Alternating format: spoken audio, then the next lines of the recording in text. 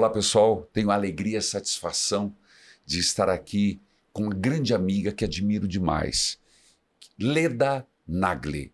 E eu digo, gente, jornalista, escritora, apresentadora, influencer e que faz um trabalho, um ícone de toda a comunicação no Brasil. Um exemplo para todas as mulheres. E não só eu tenho que agradecer por você ter aceito participar desse podcast, como, gente, pasmem, me recebeu na própria casa. Muito obrigado. Isso, para mim, é um motivo de muita honra e satisfação. Imagina, Padre Reginaldo. Olha só, eu fico até envergonhada, porque essa casa eu improviso, é uma casa em São Paulo, que a gente aluga aqui para morar. Era um improviso, era um estúdio habitável, como meu filho chama. E ainda é. A minha casa mesmo é no Rio, mas eu acabo morando aqui e não é mais um estúdio habitável, é uma casa. E é uma honra ter o senhor aqui, uma honra, assim, profunda. Aliás, eu tive a sua presença no último programa que eu fiz do Sem Censura. Verdade. E também você me deu essa honra. Vou chamar de você, por porque favor, eu não consigo me lembrar de chamar de senhor toda hora, esse jovem. Leda, eu quero dizer para todos que vocês não sabem o que é entrevistar Leda Nagli. Mulher de 50 anos de televisão, entrevistou milhares e milhares de pessoas. Nós vamos falar toda a trajetória dela aqui, mas estar aqui do outro lado, batendo esse papo, entrevistando, sendo um pouco âncora, é uma responsabilidade muito grande, gente. Você que está aí, são poucas pessoas que a gente treme na base. Aqui eu estou tremendo na base, fazendo esse papel com Leda Nagli. Imagina, nenhum sentido isso. Bem vistíssimo, bem-vindo, bem querido, bem tudo. Obrigado. Leda, você é natural de Juiz de Fora, mineira. Mineira.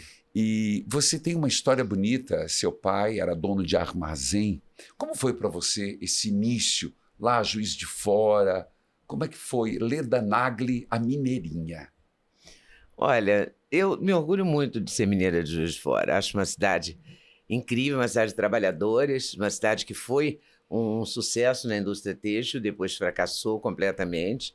Hoje não tem praticamente grandes indústrias.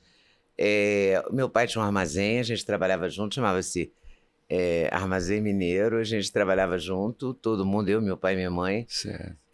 Eu chegava do colégio, fazia o dever e tal, já no armazém, né? E a gente trabalhava, era uma família árabe, uma família que trabalha junto, né? Não tem muito, a gente não tinha empregados, nada disso. Certo. Nunca tivemos. Então, para mim foi uma experiência muito boa, eu gostava daquela comunicação ali com as pessoas. E eu não sei se influenciou na minha vida, mas o fato é que sempre me orgulhei. Fiz o Instituto Santos Anjos, das Carmelitas, no primário, depois o ginásio e a escola normal já fiz na escola pública, e a universidade também, na Federal de Juiz de Fora. E fiz toda a minha vida lá, até a faculdade. Até a faculdade. Aí, quando terminou a faculdade, você pensou, e por que jornalismo? Por que veio o jornalismo? Não sei, eu sempre quis ser jornalista. Foi influência do teu... Do Gabeira? Não, Gabeira. Acho que não, porque eu tinha pouca convivência com ele. Ele saiu muito cedo de cá, nós temos 10 anos de diferença. Então, ele saiu de casa com 17 anos. Eu era muito pequena.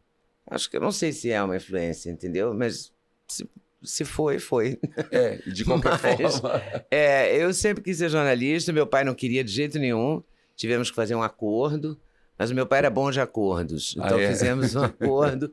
Libanês, né? Ele é filho de libanês, primeira geração nascida no Brasil. Certo.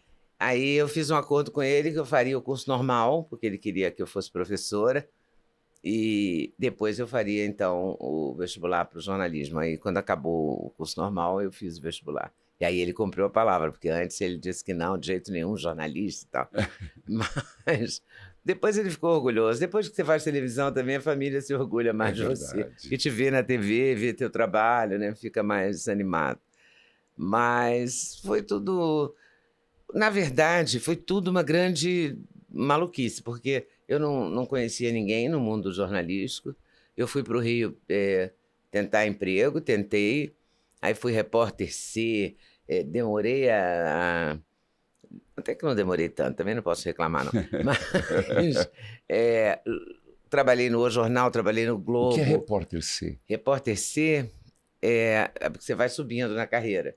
Repórter Repórter D, em geral, fazia polícia naquela época. Hoje em dia, eu não sei se isso está vigorando, tá? Mas há 40 e tantos anos, quase 50 então, anos atrás... atrás... Então, é A, B, C, D. Não, o A já é especial, assim. Entendi. Você passa do B para o especial. Aí eu fui repórter C... Nessa época... Entre os padres não tem isso, tá, gente? Entre os padres não tem isso, não, né? Não, no jornalismo tinha isso, agora eu não sei. Na TV, por exemplo, tem uma diferença que é o repórter de local e o repórter de rede. Entendi. Que é mais importante, ganha mais do que o repórter local. Certo. Aí você foi tentar... Eu fui tentar o jornalismo. Eu consegui uma vaga de repórter C no Jornal, eu não conhecia nada do Rio. Foi no O Globo? Não, primeiro no O Jornal. O Jornal era um jornal dos Diários Associados. Os Diários Associados foram muito importantes nos anos 50 e 60. Então, eles tinham uma capilaridade muito grande no Brasil inteiro. Hoje em dia não tem mais, nem sei se existe mais. Se existe um jornal, talvez, certo. Mas não tem essa importância. Mas tinha, na época, assim, Chateaubriand e tal. Certo. E aí tinha esse O Jornal, no Rio de Janeiro. E o pessoal de Minas, que era do estado de Minas, os donos do estado de Minas, resolveram fazer do O Jornal um jornal semelhante ao Jornal da Tarde, que tinha aqui em São Paulo, que era um jornal mais informal. Já era uma tentativa de mudar o jornalismo, de desencaretar um pouco o jornalismo, essa que é a verdade. E aí a gente fez essa tentativa, que foi um fracasso. Por quê? Porque faliu em meses. 1 ano e pouco faliu. E você estava no barco? Eu estava no barco. Aí eu fui para o Globo, peguei um monte de matéria que eu tinha escrito, levei no Globo, pedi emprego, consegui. Aí legal. Também fiquei no Globo um pouco. Aí fui fazer uma matéria, me dei bem, fiz a matéria bem feita, aí me promoveram, aí fui para o 2º caderno. Aí comecei a fazer arte, espetáculo, escultura e tal. Foi onde eu cresci, digamos assim. Aprendi e cresci na carreira. Entendi. Antes da gente progredir, foi nesse período que você trabalhou com rádio? Não, foi muito tempo depois. O rádio, eu trabalhei só na universidade, eu fazia um noticiário que rolava dentro do campus da Universidade Federal de Juiz de Fora. Mas era uma coisa muito acanhada. Entendi. Muito acanhadinha.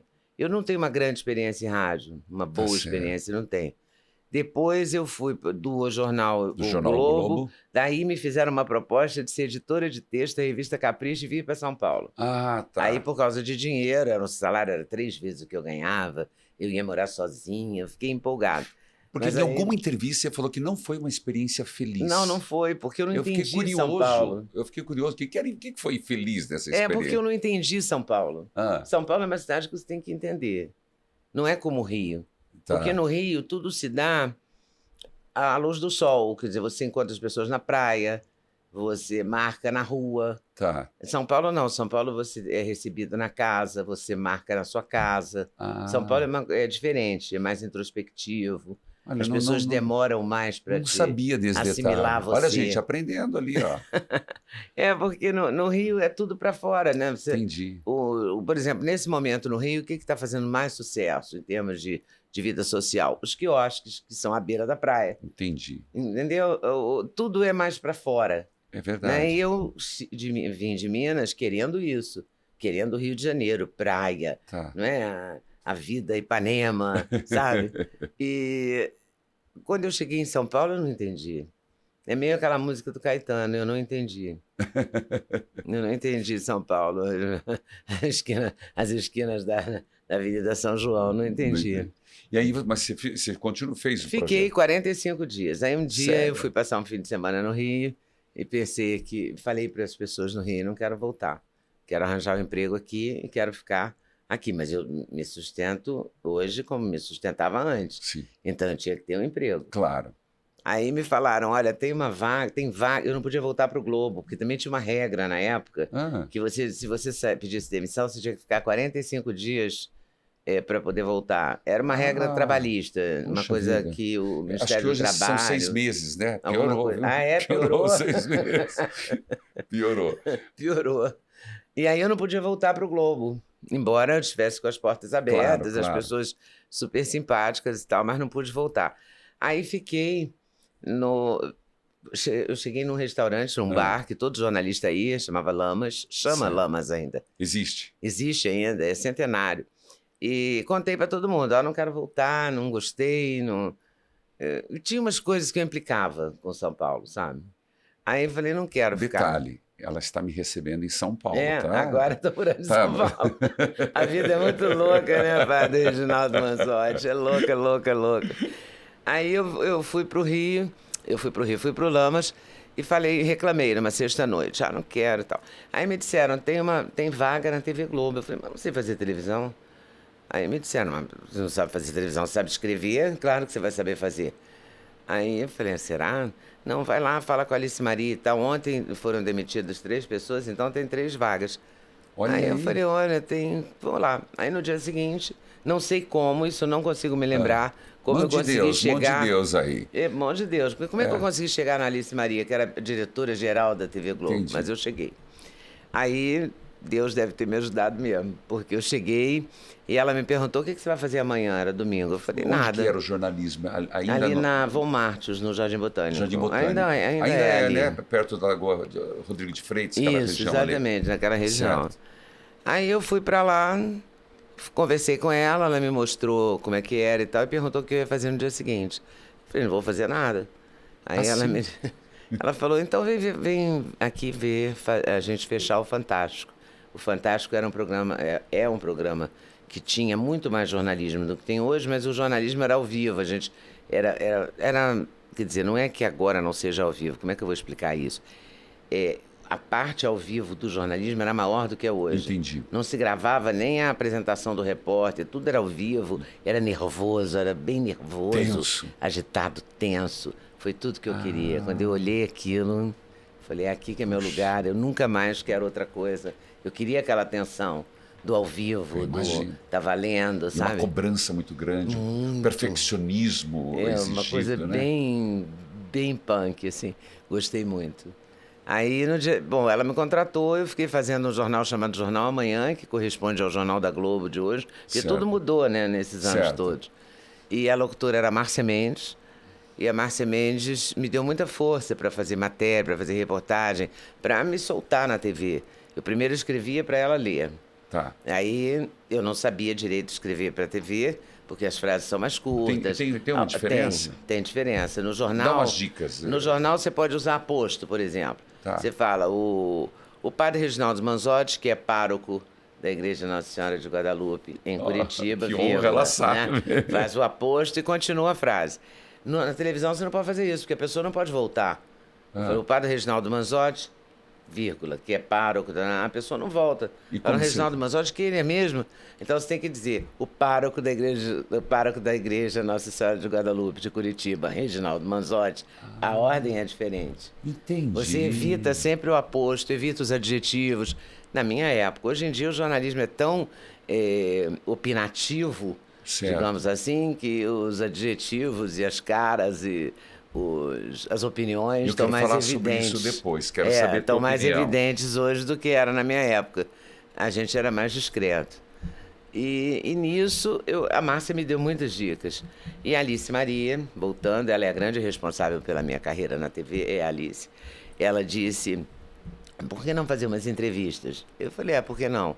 Aí comecei a fazer umas entrevistas para o Hoje, para o local do Hoje.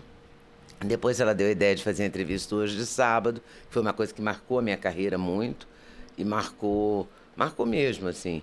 Até hoje as pessoas falam nas entrevistas hoje de sábado. Dessas entrevistas, tem alguma que você lembra, assim, que foi muito interessante? Tem várias. Eu fiz praticamente todas as pessoas importantes do Brasil, Puxa, culturalmente, naquela época, né? Nos anos 70, final dos anos 70, aos anos 80. E no sábado de manhã? Mas sábado, encerrava hoje, 1h da tarde, com essa entrevista, com 1h30 mais ou menos que ele terminava.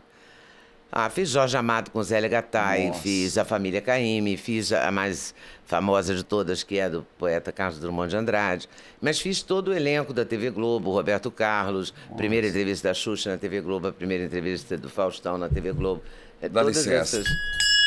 Toca o sino, sacristã. Essa é a deixa. Que maravilha. Que você, Adorei. alguém ia dizer. Então eu faço aqui ao vivo e a cores. Que maravilha. Adorei. Não se assustou, não, né? Não, não me assustei. E é bom, a cada fiquei vez que feliz. tocar Eu o tava sino. doida pra saber o que era esse sino. Eu toco o sino, aí a gente toca alguma coisa boa, até os fluidos vão para sua casa cada vez Opa, mais, que espantando bom. tudo A que é sua de mal. presença aqui já é, né? Já vai abençoar a minha casa, com certeza. Então voltamos lá, desculpa. Aí Né? toda a minha história vem aí, né? Dessas entrevistas. As entrevistas do hoje que me fizeram perceber que era o que eu mais gostava de fazer. E é o que eu Entendi. gosto mais de fazer até hoje, que é a entrevista. Depois veio um salto que também marcou 10 anos, né? No Jornal Hoje. Eu fiquei no jornal, na TV Globo, eu fiquei 13 anos. 13. Depois eu fui para Manchete, para Certo. TV Manchete. Fiz o Jornal da Tarde, Jornal da Tarde. Jornal da Manchete, edição da tarde, que eu também fazia as entrevistas encerrando o programa aos sábados. Já não tinha a mesma importância da TV Globo, mas era uma época que a Manchete estava muito bem, porque era a época de Pantanal. Foi o grande sucesso da Manchete. Acho que foi né? a primeira edição ou a A segunda? primeira edição de Pantanal. A primeira vez que Você Pantanal acredita foi que eu ao ar. assisti a primeira vez? É mesmo? A gente tinha licença para ver aquela novela, como se fosse uma Isso coisa... no seminário? No seminário. Você acha que pode? Olha que maravilha. Eu não Por que vi as será? outras. Não sei. Acho que era uma coisa muito mais com natureza, valorização do Pantanal. E a gente adorava ver a Juma, né? É verdade. Cristiana Oliveira, Juma. A primeira Juma foi Cristiana É verdade, Oliveira. a primeira Juma. Mas A novela foi muito boa, Foi muito realmente. boa. Foi muito boa. A música era boa. O cenário, o Pantanal é deslumbrante, né? verdade. E o Jaime Monjardim utilizou muito bem as imagens do Pantanal. Foi uma emoção, realmente, como novela. O Brasil parou, né? Parou, foi muito bom. Detalhe, não assistindo a Globo, não estou fazendo crítica à Globo. Foi, acho que a Sim. primeira vez que deu uma Foi a primeira guinada vez. pro outro. Para Que você, outro canal fez sucesso. é isso, outro canal fez sucesso. A Globo para você marcou bastante, né? Marcou muito, aprendi muito. Eu não tenho nada a reclamar, assim. Eu aprendi muito, valeu super, entendeu? Mas eu não fiquei com aquela coisa de agarrada na Globo, sabe? Certo. Que você arrasta pro resto da vida. Sim. Como se fosse uma dependência, Entendi. sabe? Eu consegui, a partir da TV Globo e do que eu aprendi lá, sou muito grata, aprendi, foi muito bom, foi tudo certo. Mas eu criei asas. Criou asas. Entendeu? Me Tanto permitiu isso. Tanto que depois você fez o famosérrimo Sem Sem Censura, que eu participei algumas vezes. O último programa você foi, inclusive. 20 anos, isso? Fiz 20 anos e 8 meses, quase Olha. 21 anos. Foi muito legal. Foi muito legal porque foi um desafio. Porque, na verdade, eu vim entrevistando pessoas assim, a família Caymmi, tá bom, são 3 ou 4, né? Porque Danilo, o Dorival Caymmi, Nana, Danilo e Dori, 4. Fiz os Trapalhões, 4. Mas eram esporádicas. Basicamente, era uma pessoa, eu e uma pessoa, eu e uma pessoa. Chegou no Sem Censura, era eu e 5 pessoas, com 5 assuntos diferentes. Então, foi um outro aprendizado, que eu também aproveitei muito, aprendi não só no conteúdo, né? Aprendendo com as pessoas Sim, que davam sim. entrevista, mas aprendendo também no formato. Então, foi muito bacana, foi uma experiência ótima. Eu lembro-me que ela chegava, a gente ficava sentado, assim, em um círculo, e todo mundo ficava com o maior respeito. A hora que ela chegava, ela entrava, sentava, ela cumprimentava individualmente. Era lindo aquilo. Era um rito, uma cerimônia lindíssima aquilo. E depois... Era um rito. Era um rito, verdade. muito bonito. Porque entrava a ícone do jornalismo e a gente Imagina. parado ali esperando. É verdade, Leda. E Ai, ela... fico com vergonha. Não, vergonha do quê? E ela tinha uma cadeira giratória, chiquérrima. Então ela virava para fazia uma pergunta. Mas ela tinha uma desenvoltura que ela sabia o assunto, ela sabia o que ela estava falando, e ela puxava e dava continuidade. Parabéns. Meu Deus. Olha que você é uma referência para mim, Leda. E eu a conheci mais ali, sua desenvoltura e a atenção que você dava a cada participante. Podia ser qualquer... É ruim falar isso, né? Podia ser a pessoa falando sobre Famosos e Anônimos, pronto. Obrigado. E você dava a mesma dignidade. Era Olha, algo que impressionante. bom saber isso. Nossa, esse é o maior elogio que eu podia ter. É verdade, Obrigado. a gente observa, né? A gente observa. Muito obrigada. Eu não tinha me tocado disso, mas fico feliz, honrada com isso, com essa observação. Foi muito bom fazer o programa, era muito divertido. Tinha uma coisa que eu falava, todo começo do programa eu falava, vou conversar individualmente com cada um sobre o seu assunto, mas você não está proibido nem obrigado a falar no assunto dos outros. Você pode perguntar e tal. Isso deu uma dinâmica. O programa, quando eu cheguei, era para entrevistar um a um. Sabe? Um, depois o outro, depois o outro, depois o outro. Eu fiquei achando aquilo maluco. Falei, vamos ficar 2 horas uma pessoa calada, esperando seus 10 minutos, seus 15 minutos. Não é justo. Aí falei, vou misturar isso. E comecei a misturar e isso deu um samba, sabe? Porque aí o padre perguntava para a cantora para o padre. Isso, né, dava um swing diferente. Verdade. E eu gostei muito dessa experiência. Foi muito bacana. Lida, nós temos um quadro aqui. É um quadro... Para quem você tocaria o sino? Qualquer semelhança, mera coincidência do quem você tira o chapéu. Tiraria o chapéu, né? Mas para quem você tocaria o sino na sua vida, na sua história? 1, 2, como você quiser, 3 pessoas. Olha, para o meu pai, inicialmente, porque eu acho que ele me formou meu caráter, assim, com o exemplo dele. Ele sempre foi uma pessoa muito positiva, assim, mas muito rígida, sabe? Com o que é dos outros é dos outros, o que é seu, sabe assim? Sim. De não vacilar nessas coisas. Então ele é uma pessoa importante. A Alice Maria foi uma pessoa fundamental. Posso tocar o seu? Pode tocar o seu. Não, você, por favor. O seu Amin. Amin Nagli, ele chamava. Toca o sino pro seu Amin. E a segunda pessoa? Toca o sino para Alice Maria.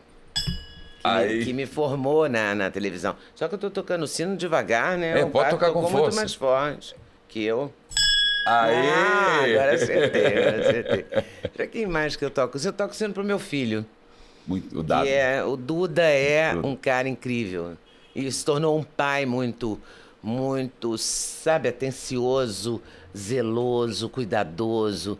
Isso, além de eu achar que ele tem caráter, etc, claro. Etc, né? Tenho uma admiração por ele. É um grande companheiro, atencioso comigo.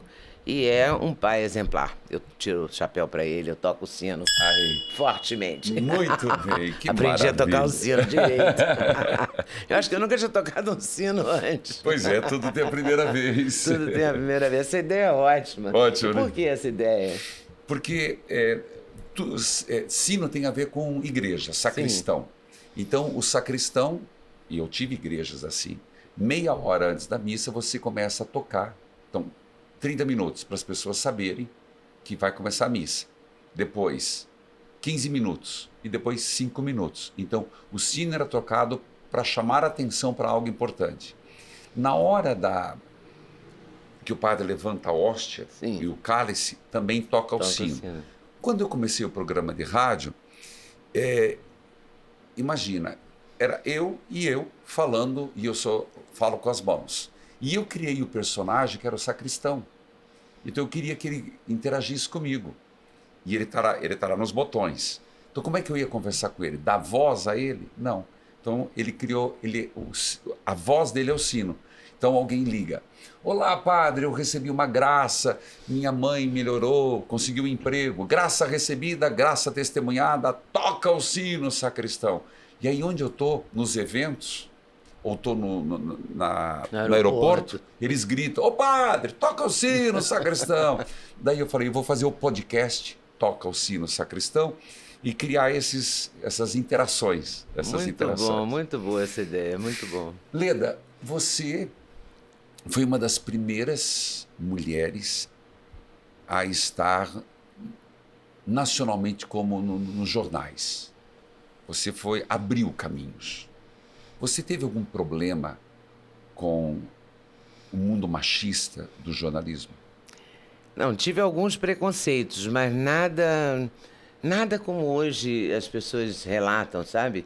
Violências, nem sexuais, nem psicológicas, alguma coisinha, assim, uma certa implicânciazinha, sabe? Dar uma pauta melhor para um repórter homem do que para você na hora de distribuir pauta De manhã, quando você chega na redação do jornal, o chefe de reportagem tem um monte de bolinho de papel assim, cada um é um assunto diferente e ele vai distribuindo. Então, nisso, às vezes tinha um certo preconceito. Por exemplo, uma matéria de polícia, eles evitavam dar para mulher. Quando eu comecei lá em Juiz de Fora. Tá. Depois isso foi evoluindo, né? Mas eu nunca tive, assim, nenhuma coação, nenhuma violência, nada assim, sabe, mais significativo, entende? Como eu vejo hoje tantos relatos, né, de pessoas que sofreram violência e tal, eu dei muita sorte, eu acho, na vida, porque eu não tive. O que eu te digo, você acha que antes não tinha ou hoje as coisas estão mais evidentes ou tem muito mimimi? Eu acho que é tudo junto. Tem muito mimimi, a narrativa é muito importante, então a pessoa pega uma historinha e faz dela uma historona, e aí ela ganha uma mídia, ganha likes, etc. Eu acho que é mais comum. Hoje em dia as pessoas estão mais ousadas do que eram antigamente. Acho que tem a narrativa e acho que tem também uma liberdade sexual maior, né, do que tinha na minha época. A gente era mais reprimido, né? Todo mundo era muito reprimido. Eu me lembro de ir à praia, por exemplo, no Recreio dos Bandeirantes. Uma vez eu levei meu filho, ele ficou furioso comigo. Levei ele num grupo eu fui à praia com ele e mais um amiguinho dele. Mas cheguei na praia do Recreio, tinham várias modelos e tal que eu conhecia. Me sentei com elas na areia. E ele foi para o mar. E chega uma hora que ele vai para muito fundo no mar e eu de costas, porque eu tinha pânico de ver, porque eu ficava querendo mandar sair da água, né? Sim. Claro, como toda mãe maluca e tal. Aí eu me lembro que uma das modelos estava fazendo topless, mas ninguém ligava muito para aquilo. Eu sei que ele me chamou a atenção, ele falou, você vai à praia e fica com aquelas mulheres, e a mulher lá com o peito balançando, falando, vem Duda, vem Duda. E eu lá morrendo de vergonha, morrendo de vergonha disso. Eu acho que a gente todo mundo era mais assim, mais reservado. Entendi. Né, do que hoje. Eu acho que hoje está tudo mais exposto. Não é? Você vê o carnaval, os corpos estão nus praticamente, né? Na avenida, nas coisas. As coisas eram mais contidas, eu acho. O que não justifica a violência sexual, não justifica Claro. Em nenhum momento eu quero dizer isso. Com certeza. Que a roupa que a pessoa está vestindo autoriza o agressor, de jeito nenhum. Claro que não autoriza. Mas as pessoas eram menos assanhadas. Vamos usar uma palavra antiga. Você disse recentemente uma frase que eu achei muito interessante sobre o todes. O todes. Eu não vou falar todes. Mas por que eu não vou falar todes? Não é uma implicância pessoal. É o seguinte, vem do latim todos. Eu não sei bem latim, mas eu entrevistei a Cíntia Chagas, que é uma professora que sabe muito. Entrevistei a Lara Brenner, que é professora e sabe muito. E todas as duas me dizem que o todos é uma corruptela que juntou o todas e o todos e ficou todos significando homens, mulheres e todo mundo. Eu não vejo a necessidade de usar o todes e não acho que isso vai funcionar. Eu acho que a gente tem tanto problema no mundo, tanta coisa para resolver. Sabe, eu não imagino você chegando na padaria falando, o senhor tem pão para todos? Sabe, eu não imagino o padeiro, o taxista, com todo respeito, sabe, não é uma questão que vai, sabe, abranger todo mundo. Eu acho que é bobagem isso.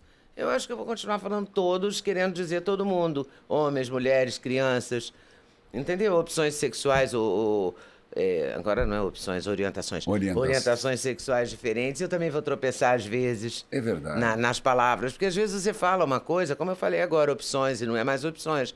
Agora é orientações.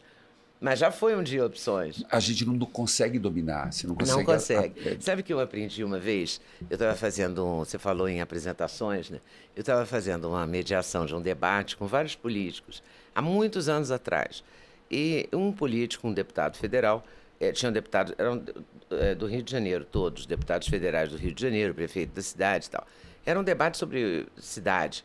E um deputado dizia, porque a vala negra, porque a vala negra, porque a vala negra e tal. Aí e tinha perguntas do público. E tinha um líder comunitário negro, ativista, que mandou um bilhetinho para mim, que dizia, ensine a eles que não é a vala preta nem a negra, a vala é a céu aberto. E eu fiquei lendo aquele bilhete e falei, não é que o cara está perfeito nessa colocação? A vala do esgoto, a vala Sim. da praia, que tem uma cor escura, porque é o esgoto, ela não é preta nem é negra, ela é a céu verdade. aberto, é claro. Eu falei isso para eles, todos aceitaram na mesa, passaram a usar isso, e eu nunca mais esqueci disso.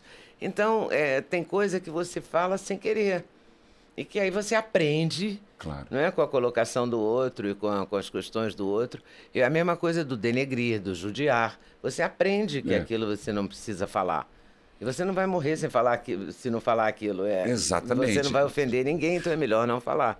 O que aconteceu recentemente também comigo, e já aconteceu N vezes, é que as pessoas pegam uma entrevista dessa, recortam este trecho e dizem e falam mal de mim usando isso. O que eu estou querendo dizer é que você aprende a não dizer coisas que ofendam outras pessoas e que você não tinha pensado nisso. Eu nunca pensei que judiar Também não. fosse ofender alguém. Eu não pensei nisso, até que me contaram. Aí eu descobri, parei de falar.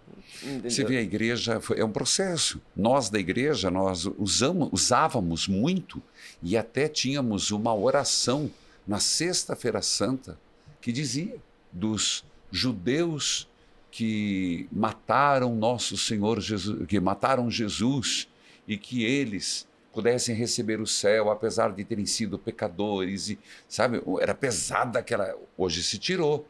Mas tem pessoas que não têm paciência, elas acham que tem que ser rápido o aprendizado, e não é assim, né? Não, você vai assimilando, né? Assimilando, tem hora que você tropeça, tem hora que você falha. Tem hora que você, sem querer, Mato ofende falha. uma pessoa, sem querer mesmo. Então você já teve esse problema nas redes sociais. A gente não Muitos chegou nem nas redes sociais cancelamentos, aí. nossa, já tive vários. Você falou do armazém. Você quer ver uma vez que eu fui cancelada, que foi de um ridículo atroz.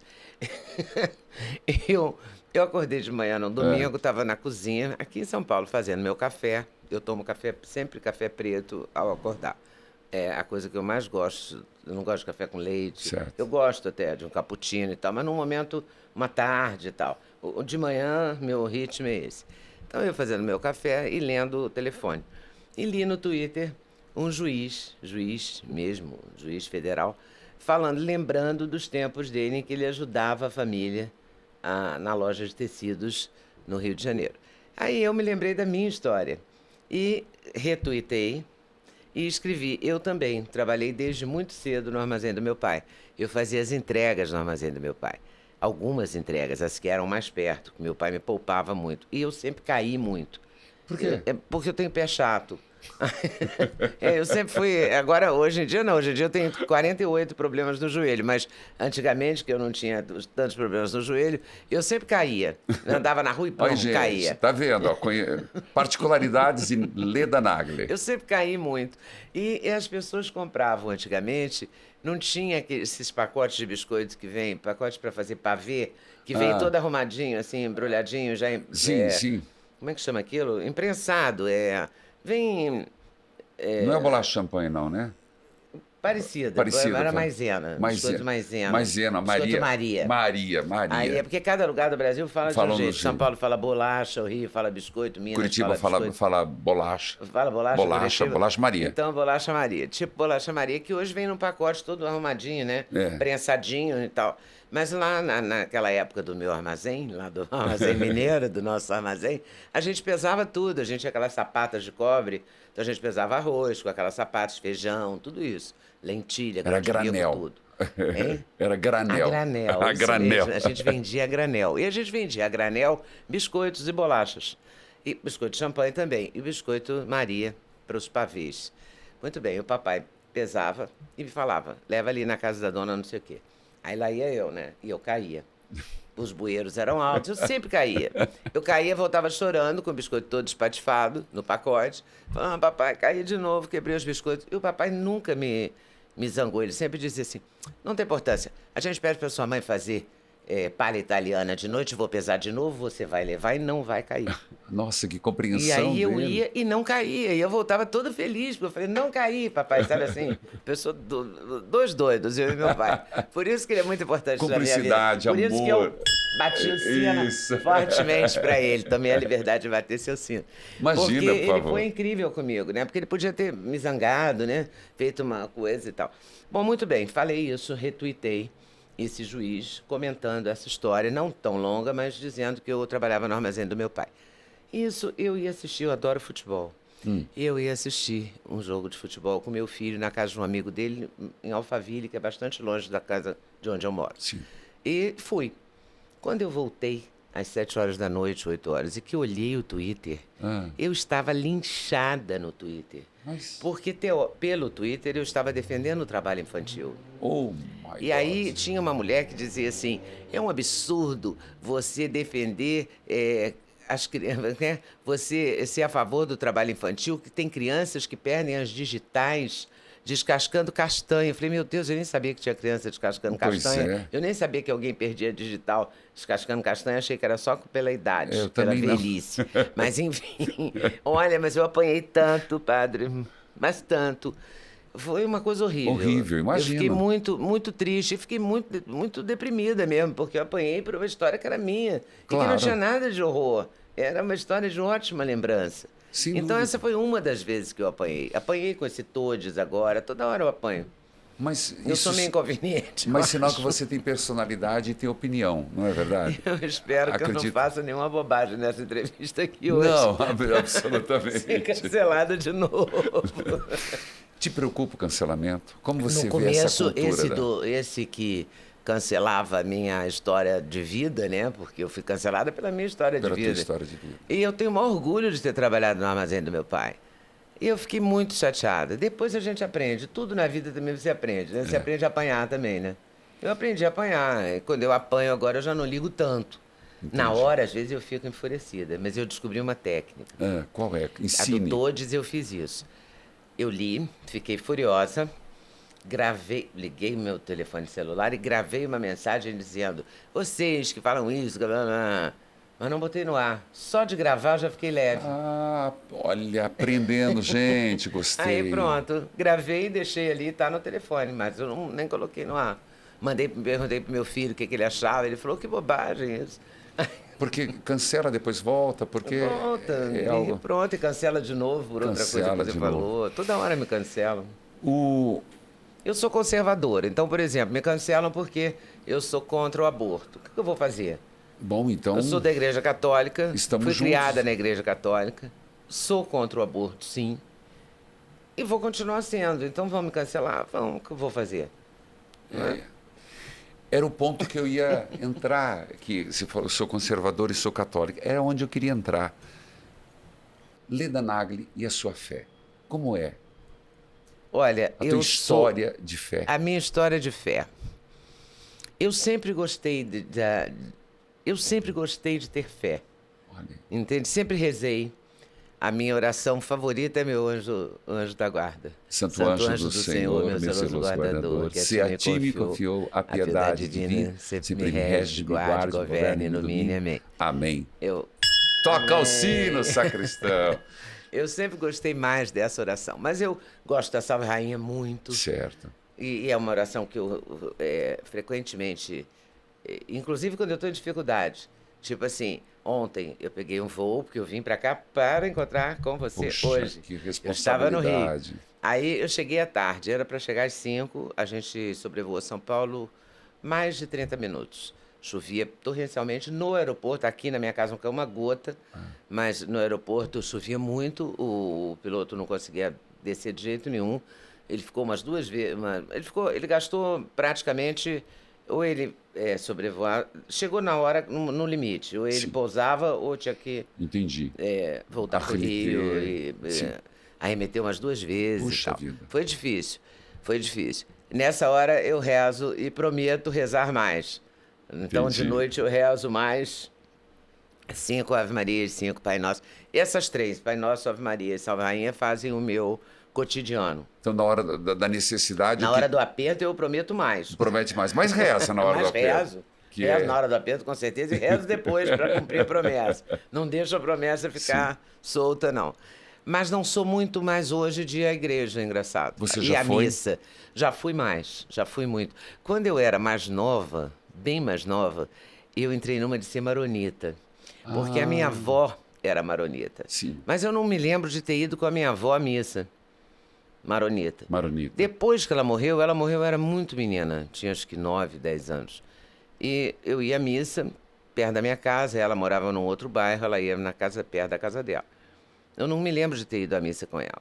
A Mas maronita, depois no que ela morreu, tinha uma missa maronita numa igreja muito perto da minha casa, 2 quarteirões.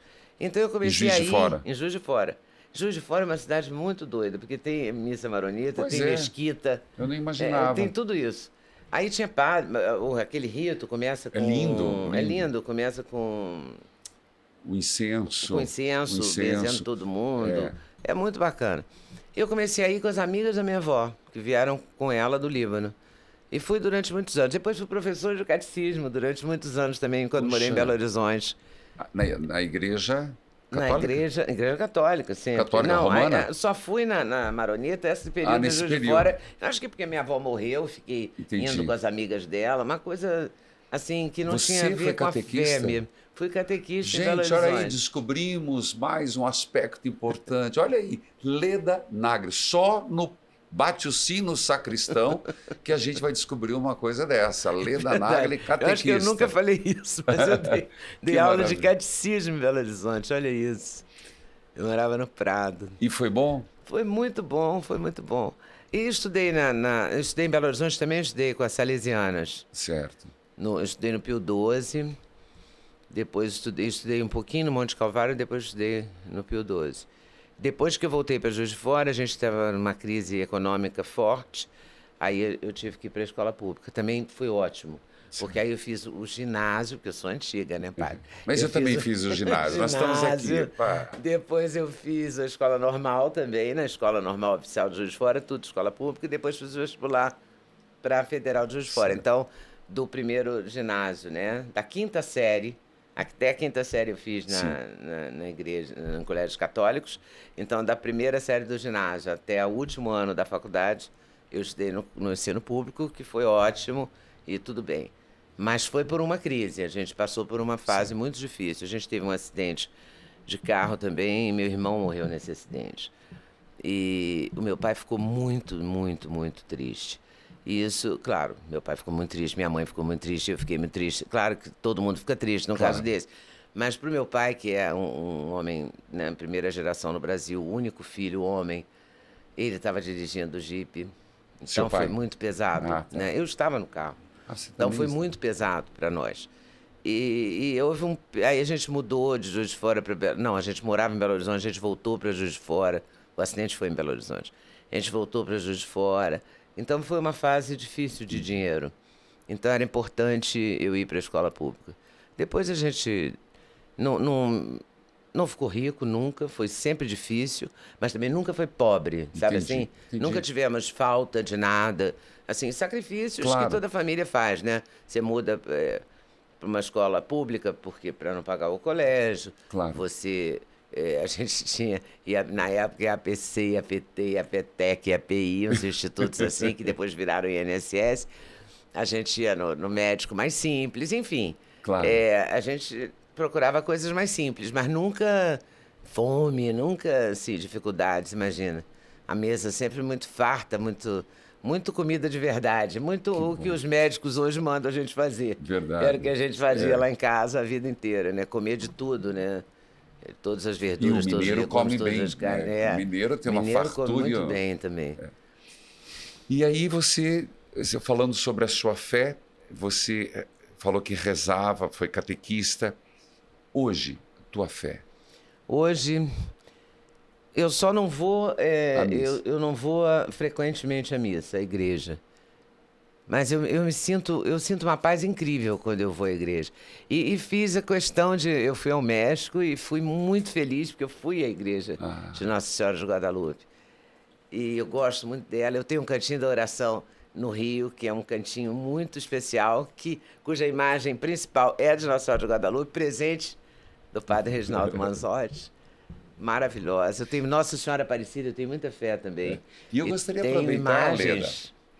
aproveitando aqui o momento, eu estava falando do seu cantinho de fé, eu trouxe para você um São José dormindo. E a história dele é muito interessante, porque São José na Bíblia, ele teve muitas dificuldades. Se ele ficava com Nossa Senhora, porque Nossa Senhora estava grávida e estava prometida em casamento, depois se ele devia ir fugir para o Egito. E sempre foi em sonho que Deus revelou, o anjo revelava, faz isso, faz aquilo. E foi dada ao Papa Francisco, e eu estava perto, uma imagem, São José dormindo. E o Papa disse, quando eu me pincho, antes de eu me pinchar, quer dizer, me jogar, era até um dialeto, na cama, como Papa, eu escrevo um bilhetinho e coloco embaixo de São José dormindo. E quando eu acordo, eu tenho as luzes de como lidar com o problema. Inclusive esse, Leda, vem com uma gavetinha. Olha, você não deve ter tantas barato. dificuldades, mas as suas, coloque ali e deixa São José intercedendo claro que eu vou por fazer você. Isso. É muito importante. Tem tanta coisa que a gente às vezes fica, né, em dúvida ou fica querendo. Não falo de realização material, não. Falo mesmo de pensamentos, de opiniões, né, de tolerâncias, de coisas que a gente precisa na vida. E é uma maravilha ter uma gavetinha. Olha isso, gente. Fala sério. Isso aí para você colocar no seu cantinho Muito espiritual, obrigada. no Agora, seu oreb. Vou ter o meu cantinho aqui em São Paulo, inaugurado também. Tá bom. Pelo padre Reginaldo Manzotti. Tá vendo como é que eu dou sorte na vida? Leda, nós temos uma brincadeira que você imagina que... Você lembra a palavra anedota? Sim. Que era uma história, uma piadinha sem maldade para a gente contar. Porque é claro que eu não posso imaginar no YouTube do padre, no podcast de uma piada apimentada. Não ia ficar bem. Você tem alguma história engraçada? Eu acho que não tem. Uma piada engraçada? Eu não sou boa de piada. Acho que ninguém é. Não, mas tem gente que tem o dom, né? Eu não tenho muito dom. Eu nunca penso assim. Mas tudo bem. Desculpa, acho que eu vou ficar te devendo essa. Não tem problema. Mas eu não tenho... Algo que aconteceu engraçado na tua vida? Em alguma entrevista? Não, já aconteceu muita coisa engraçada na minha vida, assim. Em entrevista tem histórias muito boas. Mas histórias assim, que não são exatamente uma anedota. Mas conte, por favor. Eu me lembro de uma cantora mal-humoradíssima, sentada no Sem Censura, e um médico assim, muito bem arrumado, bem vestido e tal, falando de dieta. E ela, sempre era um assunto que interessava ela, mas mexia muito com ela. E ela estava no mau humor. Então eu sei que ela agrediu, porque tem umas pessoas muito loucas na vida, né? Se encontrou muito. Que agridem os outros assim do nada, né? E ela virou para ele uma hora e disse, o senhor não é sequer um cidadão, uma coisa assim, qualquer. E eu fiquei horrorizada com aquilo, porque o homem estava falando tão elegantemente. Aí eu disse, que isso e tal, fui para o intervalo para dar uma segurada. Aí, na hora de falar para o intervalo, eu falei, eu volto daqui a pouquinho, conversando com a cantora fulano de tal. E ela, inclusive, vai cantar. Ela falou, não vou cantar, de mau humor. Eu falei, tá bom, eu volto com a fulaninha, sem ela cantar. E agora, a melhor história do Sem Censura que eu me lembro, de que é ridícula, era de uma mulher, uma artista plástica, coitada. Eu não sei por que ela fez isso, mas ela fez. Ela ficou o tempo todo com óculos escuros gigantes, assim, e sem dar uma palavra. Eu falava isso no início do programa. Quem quiser pode perguntar no assunto do outro, não é obrigado, nem proibido. Todo mundo perguntava no assunto de todo mundo. Ela muda. Aí eu entrevistei as pessoas todas e ela era a última. Quando eu me virei para ela, com aquela cadeira que girava, e falei, e agora vamos falar da sua exposição? Ela falou, eu acho que não faz o menor sentido. Eu falei, o que não faz sentido? Falar sobre a minha exposição. Eu falei, mas imagina, a senhora veio aqui para isso, né? Para falar da exposição. Não, mas não tem importância. Diante de tantos assuntos sérios que a gente tratou aqui. Olha aí, gente. O meu assunto é uma bobagem. Não vou falar. Eu falei, não, mas aí eu tentei todos os argumentos, sabe, padre? Tudo. Eu falei, a senhora veio, passou a tarde aqui, o estúdio fica longe, porque ficava no centro da cidade. As pessoas sempre moravam na Zona Sul, mais longe.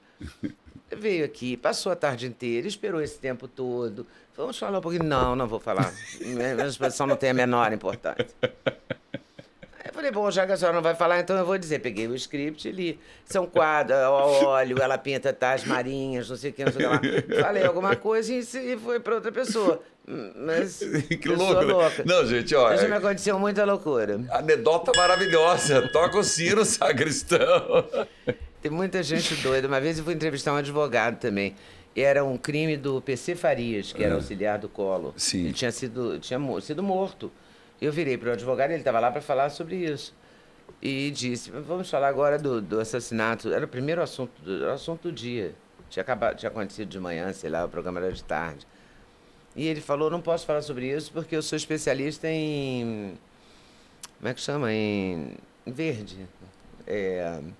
Como? Ambientalista? Ambientalista. E em direito ambiental. Ué? Eu falei, meu que Deus, tá essa fazendo? produção pirou, né? Pirou, a produção pirou.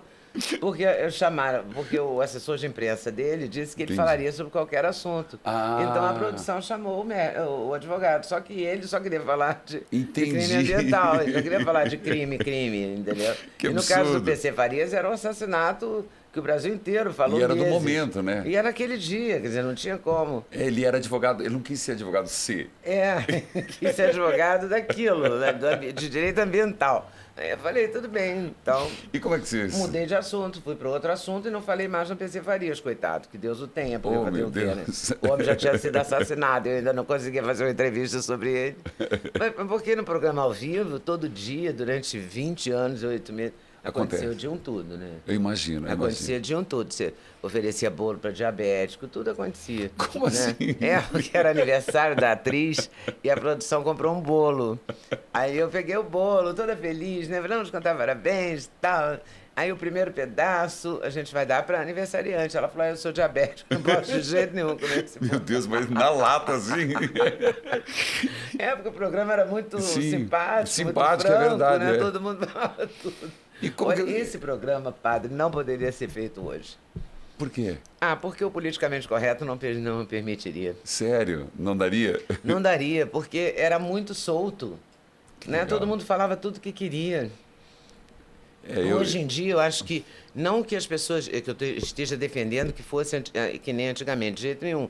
Mas hoje, os limites que a vida de hoje, né, dos anos 2020 em diante, nos impõe, ou nos impuseram, não permitiriam aquela leveza, entendeu? Não tinha isso de você ter que ter uma cota para essa etnia ou para aquela. A gente Certo. misturava tudo, o tempo todo, entendeu? Eu acho que não daria certo. Eu penso como você, e é difícil a minha posição como padre. É uma imposição hoje muito pesada, não é? Sobre os termos, sobre as regras. Perdeu-se essa leveza, não Eu é? acho que perdeu uma certa naturalidade, sim. Não era natural. Nunca imaginei por exemplo, eu tinha debatedores no início, quando eu comecei a fazer o programa. Eu tinha 2 debatedores. Eu nunca pensava, um tem que ser negro, ou um tem que ser gay, Tá. ou um tem que ser... Eu não pensava nisso. Um tem que ser oriental, o outro tem que ser, sei lá, sueco. Isso sem Sem censura? censura. Eu tinha 2 debatedores. Eu chamava 2 pessoas. Ah, tá. Entendeu? Eu não tinha esse critério, Entendi. essa preocupação. Embora, Entendi. se eu olhar na minha memória, as pessoas tinham negros, tinham gays, Sim. entendeu? Eu não tinha. Eu me lembro que quando a gente começou a escrever de azul os homens e de vermelho as mulheres, no quadro que era branco. Tá. Lembra que o primeiro quadro era negro, antigamente, Sim, quando eu estava no era. colégio. A gente estava no colégio, o quadro era Sim, negro. claro. Aí o quadro ficou branco. Ótimo. Verdade. Melhor. Ficou branco. Aí você escrevia com aquela caneta pilô. Eu me lembro que, no Sem Censura, a gente trocava o barco do jeito que marcava as pessoas e pronto. Não tinha um critério. Tem que ter metade homem, metade mulher, Sim. metade isso, metade aquilo. Não tinha. Aí chegou um dia, até que eu estava entrevistando um médico sobre câncer de mama. E eu continuei, eu sempre falava isso. Todo mundo pode participar, todo mundo participava. E eu fiquei entrevistando o médico aqui e ninguém participava. Era um silêncio sepulcral. Aí eu resolvi olhar para os lados para ver o que é que estava acontecendo. eu estava acontecendo que só tinha homem na mesa. Então ninguém se interessava por aquele assunto. Entendi. Aí, quando acabou o programa, a gente fazia uma reunião. Depois do programa, eu falei, agora a gente vai escrever. A gente tem que resolver isso. Não pode ter só homem num dia que o assunto for, o principal assunto for tão feminino. A mesma coisa valeria para o câncer de próstata, por exemplo. Claro. Aí, se bem que mulher fala tanto que ia falar no assunto também do câncer de próstata. Mas os homens ficaram inibidos em relação ao câncer de mama.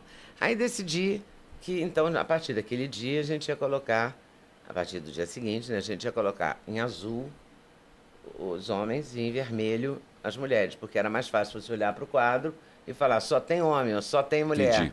E equilibrar. Perfeito. Aí alguém falou, mas e quando forem travestis, por exemplo? Aí eu falei, olha, quando for travesti, é do jeito que ele estiver vestido. Por exemplo, se for a Rogéria, Entendi. que era uma pessoa que ia muito, ela se veste de mulher. Então não me interessa se ela chama Agenor ou que nome ela tenha nascido. Me interessa como ela está, então vai ser vermelho. Perfeito. E assim seria resolvida a questão. E quem fosse gay e tivesse vestido de homem, entraria no azul. Para resolver essa questão. Para resolver essa questão. Hoje em dia eu não sei se isso poderia ser feito, entendeu? Não sei como é que seria interpretado, entendeu? Mas não era uma questão. Eu também nunca fui eu nunca gostei muito de entrar no mérito da orientação sexual da pessoa, a não ser que o assunto fosse esse. Entendi. Entendeu? Tipo assim, eu fiz um programa uma vez todo com pessoas que trocaram de sexo. Então tinha a médica que fazia o trabalho na UFRJ de hormônios, tinha a advogada que cuidava dos direitos, né? Porque a pessoa vai mudar de sexo, ela muda de nome, ela muda de toda uma documentação. E tinha pessoas que tinham homens que agora eram mulheres e mulheres que agora eram homens. A gente fez um programa inteiro sobre isso. E sem zero problema. Eu não sei se hoje eu poderia fazer isso, entendeu? Hoje, além do cancelamento, ia receber alguns processos. Ia ter gente criticando, dizendo falta esse, falta aquele, falta isso. Né? Então, isso é uma tomada de consciência ou você vê por outro aspecto? Eu acho que eu acho bom que seja uma tomada de consciência, acho positivo que seja uma tomada de consciência e acho uma tristeza que tenha tanto mimimi. Entendi. Entendeu? Entendi. Porque às vezes a tomada de consciência é muito positiva, né? Se fosse isso, né? Se fosse só isso. Só né? isso. Agora, a pessoa usar isso para se promover, usar isso para ter um like, né? Essas coisas eu acho tristes. As redes sociais nos ensinaram muito, deram voz a quem não tinha, não é? Todo mundo tem um microfone, uma câmera, isso é democrático, isso é bonito, mas isso também é usado às vezes de uma maneira muito ruim. Então é tudo na vida, né? Tem um lado bom e um lado ruim. Leda, você tem o seu jargão também, que é com certeza. Com certeza. De onde vem? Olha, com certeza é um mal barato. Eu aprendi com a Maria Bethânia. Ela sempre falou baianamente, com certeza e tal. E eu comecei a usar. Até que um dia ela disse numa entrevista para mim, e a TV Brasil, a antiga TVE, mostrou isso no ar, que ela considerava que agora era meu, com certeza. Mas o com certeza é uma coisa boa, né, de fé, uma boa história. No hoje eu falava assim, então boa tarde, até amanhã, com certeza. Terminava o programa. Aí comecei a receber várias cartas. Na época eram cartas, porque não tinha rede social. A gente está falando dos anos 70, final dos anos 70, meados até anos 80. Aí uma faixa grande que não tinha isso. Não tinha rede social, tinha carta. Aí as pessoas escreviam cartas dizendo, como é que você pode falar isso? Você não é católica, você não acredita em Deus, como é que você fala com certeza? E se Deus... Não, eu comecei a acrescentar. Não seria se Deus quiser. Se Deus quiser. Eu acrescentei, você com acrescentou? certeza, se Deus quiser. Olha e passei aí. a usar isso e até hoje uso, com certeza, se Deus quiser. Que legal. Nunca mais deixei de usar, depois que recebi essas cartas me alertando, Você sabe que eu sou apaixonado por cartas. Até hoje eu recebo. Recebo muitas nunca mais cartas. recebi carta. Eu acho tão legal. Sabe aquela sensação de você abrir? Eu ainda tenho aquele abridor de cartas. Olha. Que eu gosto muito. Gosto. Que delícia. Mas Não você tenho mais. escreveu, com certeza, melhores momentos. E depois você escreveu um livro, Leda Nagli, de Minas Gerais, para o mundo em momentos de sua vida. Para o mundo. Quando que você escreveu? Gesto. Primeiro, quando eu fiz, acho que 40 anos de 30 anos de jornalismo, agora eu já nem estou lembrando mais se foi 30 ou 40, mas eu escrevi os melhores momentos, que foi esse comemorativo. Depois eu fiquei achando, eu queria fazer os mineiros de Minas Gerais para o mundo. Certo. No jeito e no gesto. Porque mineiro tem toda, parece erva daninha, dá em toda parte. É impressionante como mineiro muda, sabe? Você chega no lugar mais absurdo. Não é não? E tem o mineiro? É não, verdade. não é isso? Eu faço trabalho missionário nos Estados Unidos com brasileiros que estão nos Estados Unidos. Deve ter um monte de mineiro. Quando eu pergunto, quem é governador Valadares? Adoro o povo mineiro. Um beijo para todos. Eu também tenho maior orgulho mesmo. Mas mineiro é impressionante como mineiro. E o que você fez nesse livro? Aí esse livro eu fiz porque eu gosto muito de entrevistar. E eu tinha por exemplo, eu tenho uma paixão. Eu acho que os mineiros têm uma história muito boa porque a gente é muita montanha que a gente tem que vencer, sabe? E tinha uma escritora na minha terra, a Raquel Jardim, que ela dizia... Eu entrevistei a Raquel para o meu livro. E ela dizia... ela escreveu um livro chamado Anos 40, em que ela dizia: não se é mineiro impunemente, nem se recupera nunca de se ter sido. E ela também dizia que as montanhas faziam uma combinação meio claustrofóbica. Parecer direita, parecer direita. E eu cresci nessa filosofia, tinha que parecer direita. Então você podia... tinha lá em Juiz de Fora, tem a Rua Alfield. Eu acho que ninguém mais jovem vai passear na Rua Alfield, porque todo mundo está grudado no celular, né, em redes, em grupos e tal. Mas na minha época a gente paquerava, a gente flertava, seja lá que verbo se use, passeando na Rua Alfield, subindo e descendo a Rua Alfield depois da escola e tal. E era muito, muito legal isso, essa paquera e tal. Por que eu tô falando isso? Não, você está falando que você entrevistou Aí a Raquel Jardim dizia isso. E eu acho que mineiro tem essa coisa de vencer essas montanhas. É um compromisso que a gente tem. A Juiz de Fora, então, é num vale. Entendi. Sabe? Não tem nem aeroporto direito, porque não desce avião toda hora, porque depende do tempo e tal. Depois o Itamar Franco fez um aeroporto um pouco mais longe. Sim, aí resolveu. Aí resolveu essa questão, pois o aeroporto de Juiz de Fora é uma coisa horrorosa, porque é no meio, não vale. Aí eu desci lá. Você descer é uma tragédia, né? Parece... Uma preocupação. Eu rezei muito. É uma encrenca, você rezou muito. É uma encrenca. Então o mineiro tem que vencer as montanhas, né? Ele tem que driblar as montanhas, driblar esse parecer direito, não aceitar essa combinação claustrofóbica das montanhas e ganhar o mundo. E ele ganha o mundo com muita facilidade, apesar das montanhas. Eu acho que as montanhas até energizam a gente para a gente vencer. Meio cabra, sei lá. Que legal. Né? Então eu quis fazer esse livro, De Minas para o Mundo. Mas eu pretendia fazer um que acabei não fazendo, sobre as mulheres gaúchas. Eu acho as mulheres gaúchas muito interessantes. Porque que reviravolta. Pois é, mas eu pretendia fazer vários livros nesse sentido, assim, com pessoas... E o que te encanta nas mulheres? Nas gaúchas, a determinação. Lia Luft, o talento, sabe? Isso inspirado na Lia Luft, que eu achava genial, acho ainda. Ela partiu, mas ela é genial. Lia Luft, Marta Medeiros, elas são muito... Letícia Wierchowski, elas são muito talentosas, as gaúchas. Então eu tinha vontade de fazer um livro com as mulheres gaúchas. E fiquei brincando com isso, assim. Aí os mineiros eu consegui realizar. As gaúchas eu fiquei devendo, mas quem sabe. Escrever? Esse ano eu tô pensando num livro, sim. E tô Olha fazendo aí, gente. Toca o sino, sacristã. Tô fazendo um livro.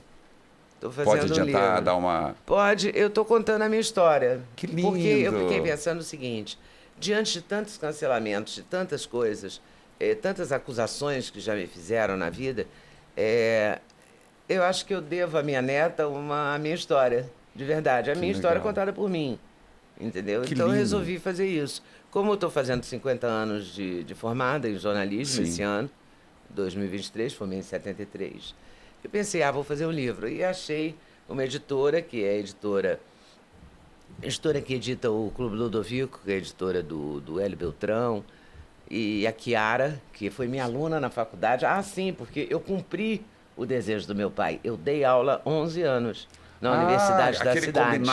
Aquele combinado lá atrás, que eu ia fazer o curso normal, eu nunca dei aula.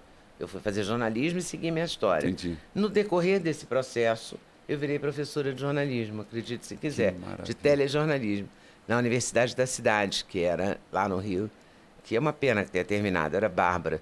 E dei aula para muita gente legal, e foi muito bom, foram 11 anos, dando matérias práticas de televisão, muito tempo. É. A gente fazia, tipo, 2 telejornais locais, ou então um Globo Repórter, tipo um Globo Repórter, um programa inteiro que tinha um tema, né? Fazia com os alunos, eles faziam as pautas, eles faziam, eram cinegrafistas e eram repórteres, e eram editores, e eu só supervisionava, corrigia, costurava, depois a gente gravava, era muito legal, muito legal. Foi uma experiência ótima.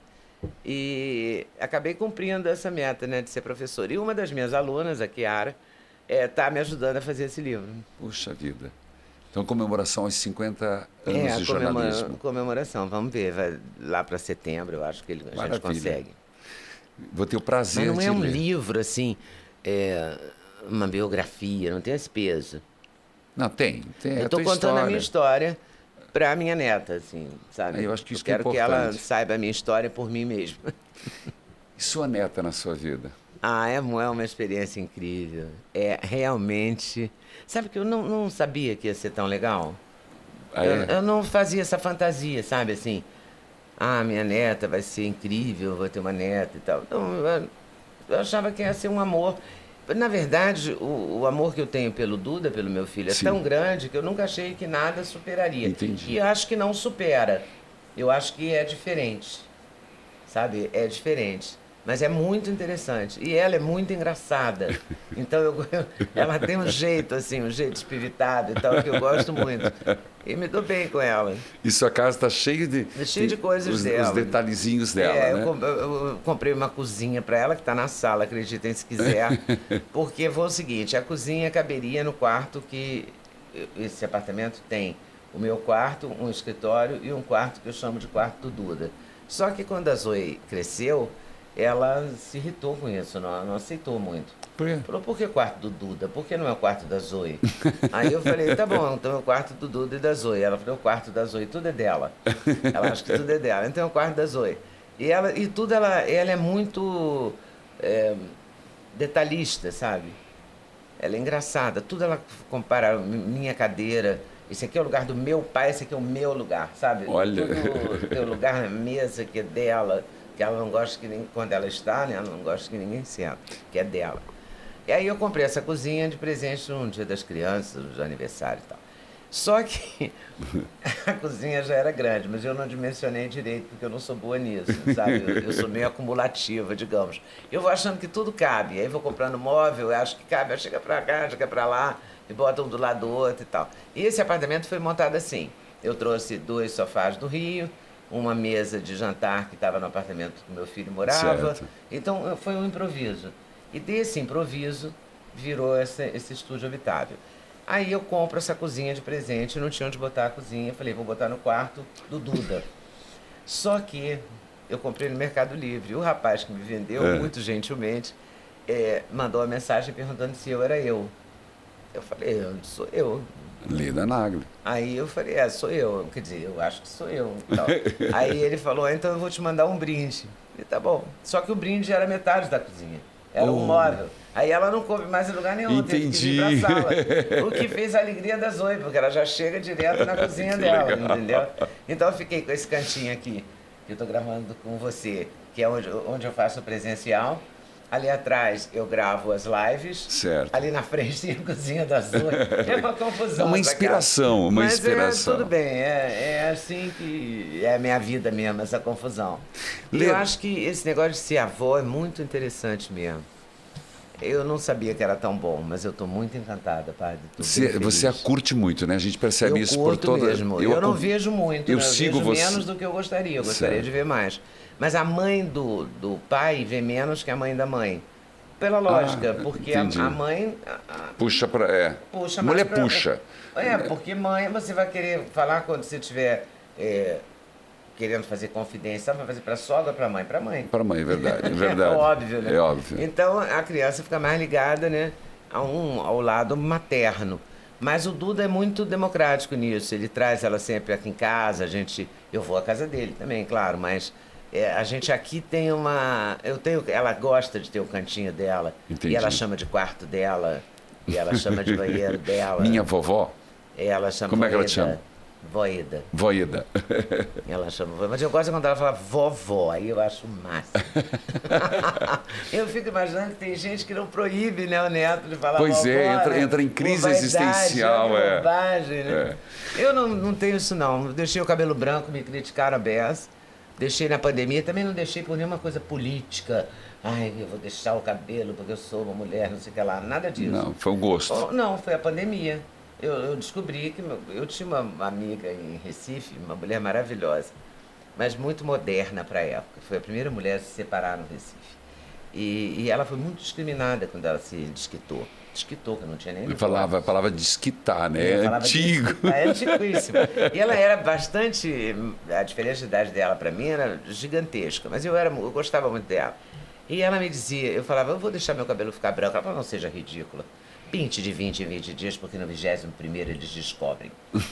Aí ela dizia coisas assim, ela era muito engraçada. E aí eu fiquei com isso, pintei o cabelo a vida inteira.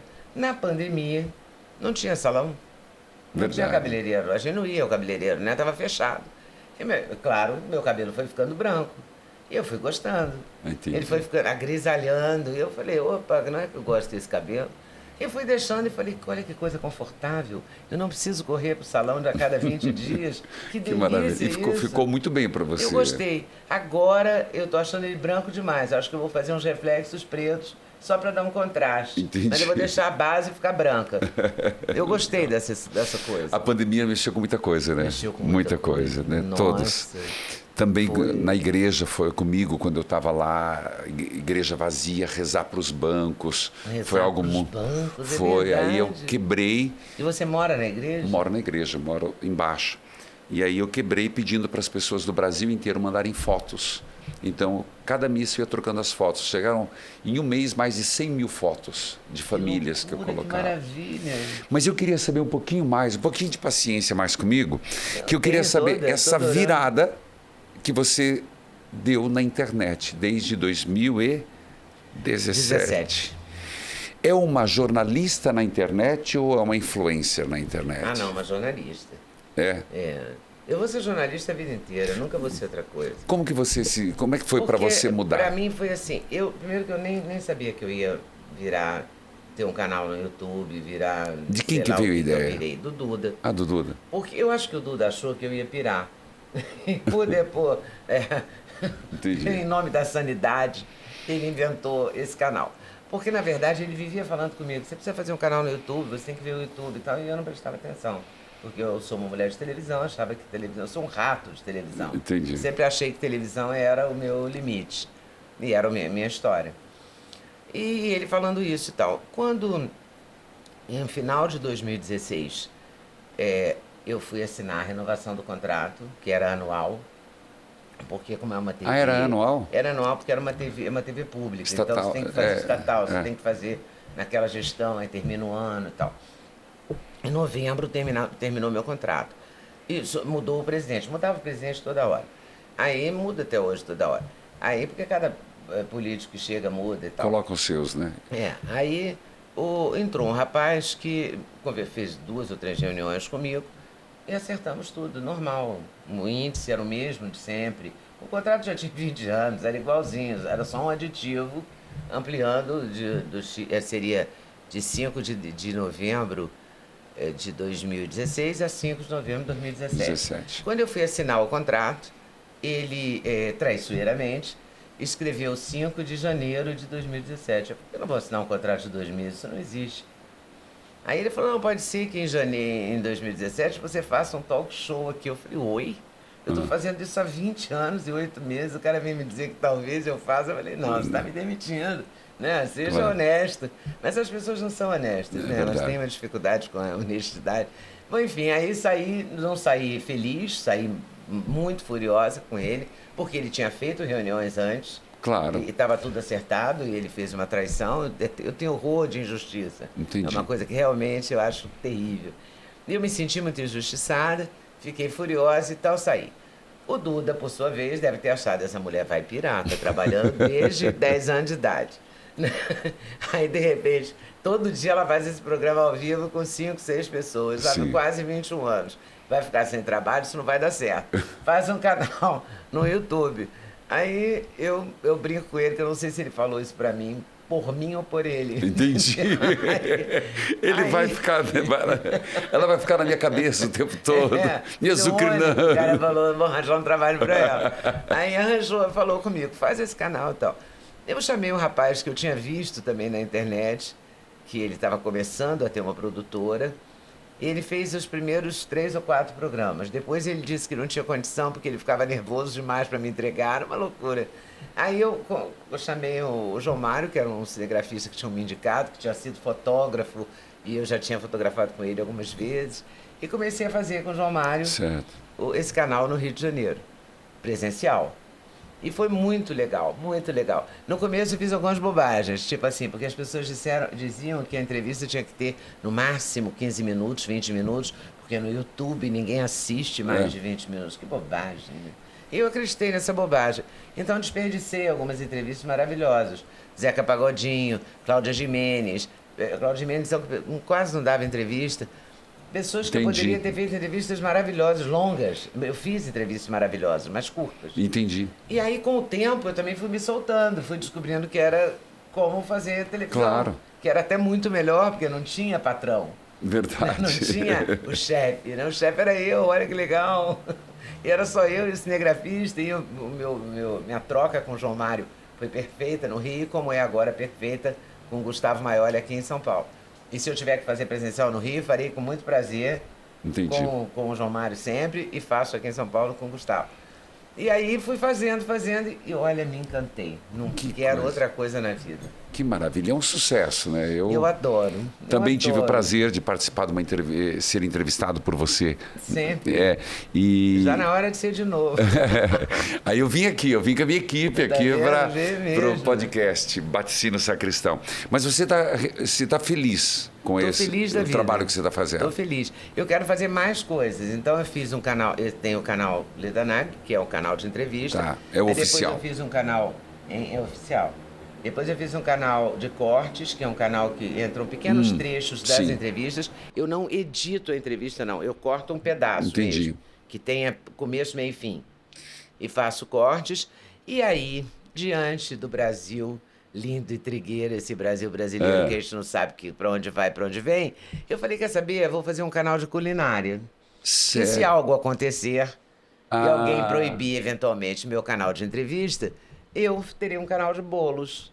Porque eu sou péssima na cozinha, mas eu gosto de fazer bolo. Olha, esse eu não sabia. Esse eu não cheguei lá. Já está no ar. Está no ar. Tem 3 mil inscritos só, E você que faz os bolos? Eu faço os bolos. Que legal. Eu adoro fazer bolo. Eu adoro bolo.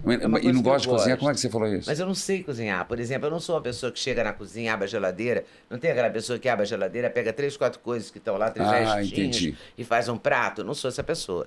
Eu não sou uma pessoa de boa de receita. Eu sou uma pessoa boa de bolo. Entendi, que legal. Eu sei fazer bolo. Desde criança que eu gosto de fazer bolo. Desde 11 anos, assim, eu fazia tortas, bolos. Vou visitar. Eu gostava disso. Gostava de fazer bolo. E aí hoje não tem nenhum bolo, porque eu cheguei ontem... Não, imagina. Ó, Maria, pegar as receitas dela no canal Leda Nagli, os bolos, viu? O bolo nosso de cada dia. O bolo nosso de cada dia. É assim que chama? Olha que massa. Porque eu fiquei pensando nisso. Falei, olha, eu vou fazer um canal de bolo. E os canais de culinária são um sucesso extraordinário. Então eu brinco que eu não sou Ana Maria Braga, não sou Isamara Manso, que é uma figura incrível da internet em termos de receita.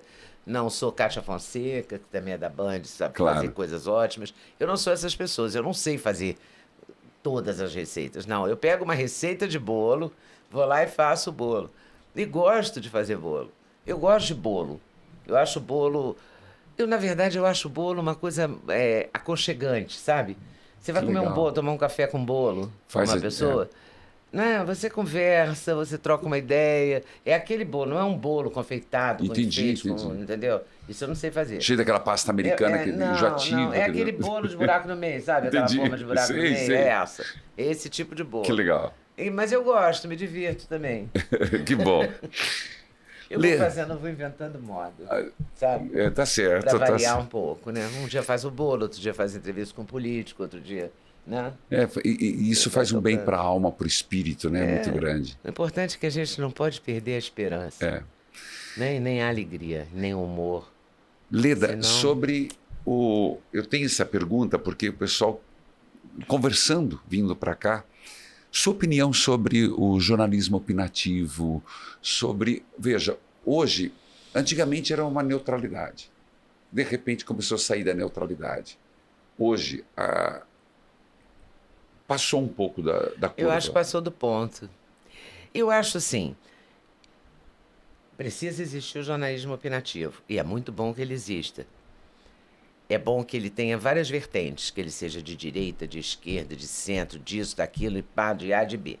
Mas eu gostaria que o jornalismo permanecesse jornalismo também, paralelo ao jornalismo opinativo. Porque quando eu ligo a TV e quero as notícias, eu quero as notícias, os fatos. Certo. Isso me lembra Juiz de Fora. Posso falar? Por favor, fala. Os fatos de hoje que formarão as páginas da história de amanhã. Tinha uma rádio Juiz de Fora que falava isso para a Rua Alfield, no alto-falante.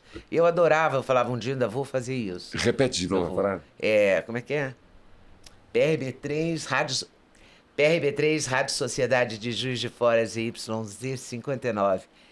Os fatos de hoje que formarão as páginas da história de amanhã. Que lindo. Eu achava isso lindo. Eu vinha do colégio, subia a Rua Alfield para ver os meninos, com as minhas amigas do colégio, um grupo e tal. A gente subia de cima umas 2 vezes, senão ficava falada. As patricinhas. Senão ficava falado.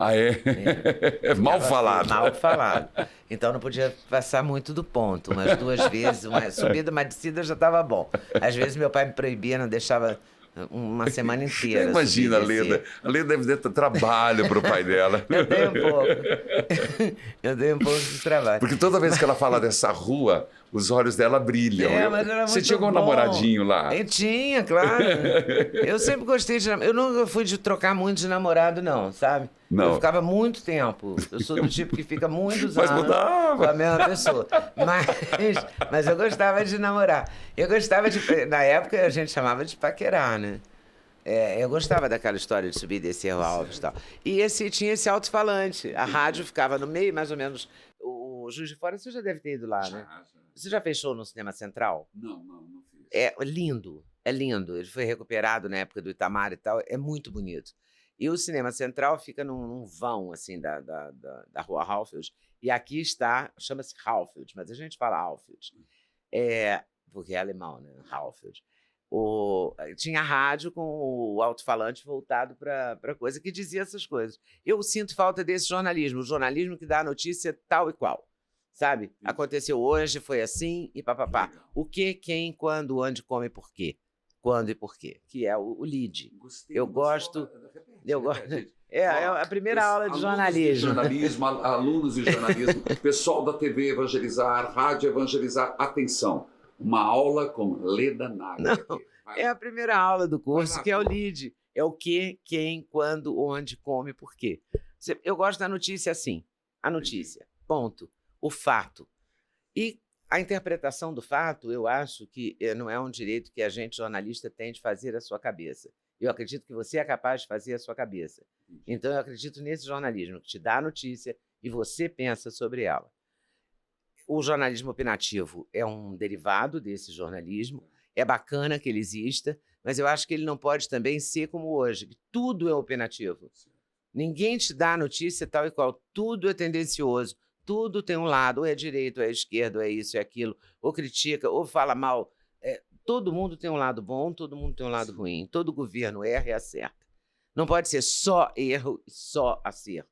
Então, esse jornalismo tendencioso, que eu chamo de tendencioso, é esse, que só vê erros num tipo de governo e só vê acertos no outro tipo de governo. Isso vale para todos os governos, todos os níveis, o prefeito, o governador, o presidente, o senador, o deputado, todos os políticos. Sabe, a gente esquece, por exemplo, a gente vota no Brasil de uma maneira muito doida, a gente não pensa quem é o vereador que você votou, quem é o deputado estadual que você votou, quem é o deputado federal que você votou, ele está cumprindo, a gente não cobra. é tudo bagunçado. Eu queria que isso mudasse, mas eu não queria que esse jornalismo opinativo fosse tão lugar comum, sabe? Eu gosto mais quando o jornalismo é mais amplo, ele te permite você formar a sua opinião. E aí, por isso, eu também sou muito criticada, mas dane-se, é o que eu acho. Você hoje se adaptaria em voltar a ser uma jornalista? Você é jornalista, mas com os seus posicionamentos? Não, acho que hoje não teria sentido. Não, numa TV comum, TV comercial, acho que não. A não ser num programa de entrevista em que eu pudesse entrevistar todas as pessoas, todas as correntes, todas as ideologias, como eu faço no meu canal, entendeu? Aí, esse tipo de jornalismo eu gosto. Eu continuo gostando. Mas não sei se ele tem lugar na TV, acho que não. Eu acho que a TV virou esse lugar do jornalismo, todo mundo tem opinião, todo mundo dá notícia com raiva, quando fala de alguém, com alegria, quando fala de outra pessoa, né? Pessoas que dizem, infelizmente tem uma notícia boa, como assim, entendeu? Como assim? Entende? Dê a notícia, né? Permita que a pessoa pense. Eu sou... Hoje eu virei antiga, né, em relação a isso. Eu gosto desse jornalismo. Você que é tida como conservadora? Eu sou conservadora mesmo. Gente, fazer o quê? Eu gosto do Estado mínimo, eu gosto que as pessoas tenham... que o Estado... Eu queria que o Estado se preocupasse com as grandes questões do Estado. Deixasse a economia, o emprego, a luta do trabalho, sabe? Fosse mais... fosse diferente. Você é uma sonhadora? Eu acredito no... Olha, se a gente não sonhar, a gente dança. Se a gente não tiver esperança, a gente dança. Você tem que ter sonho, tem que ter esperança, tem que ter alegria, tem que olhar as coisas com um olhar carinhoso, senão a vida fica muito dura. A vida está muito dura para todo mundo, né? Está tudo muito difícil, está tudo muito nos cascos, né? Todo mundo brigando o tempo todo, um rancor, uma raiva. Sei lá, não queria isso, não. Eu queria um mundo mais leve. Acho que eu estou fora de moda, né? Mas eu queria um mundo mais leve mesmo. Alguma coisa mais gostaria de acrescentar? Que eu não gostaria de te agradecer por ter vindo. Muito obrigada. Foi um prazer, realmente uma honra para mim. Obrigada, adorei meu presente. E tenho um presente. E adorei o presente da Zoe. Cadê o presente da Zoe? Ele trouxe um presente para a Zoe, que é a coisa mais doce que isso. Presentinho para a Zoe. Presente para a Zoe, olha só. Zoines, é seu. Não vou abrir, vou deixar ela abrir, tá? É dela. Presente da Zoe. E o meu presente, que é São José dormindo com a sua gavetinha. Essa gavetinha, isso é uma raridade. É uma raridade. Muito obrigado. Leda Nagli, eu fico muito feliz de você, ao longo da sua carreira, várias vezes ter dado espaço para que eu pudesse, na época, falar dos livros e falar de temas gerais. Foi no Sem Censura, pelo menos 3 vezes eu estive lá, no último dia também estive. Depois participando do seu Leda Nagli oficial. E obrigado por ter permitido estar na sua casa, que isso me sinto lisonjeado. Imagina, eu que fico sem graça, porque minha casa é muito simples. Imagina, assim, por favor, um improviso, mas você foi bem-vindo. Sua equipe também, muito obrigado. Vocês obrigado dois. por aceitar no podcast. A gente está começando, mas começando com firmeza, entrevistando ícones como você da televisão. Nossa, porque uau. A referência que eu tenho de você é a jornalista, com artigo definido. Oh, meu Deus, colocado. Muito obrigada. Que Deus te abençoe, hoje e sempre. Nos abençoe. E saiba que você tem um amigo, sempre, Obrigada. que intercede por você. Muito obrigada mesmo. Amém. Amém.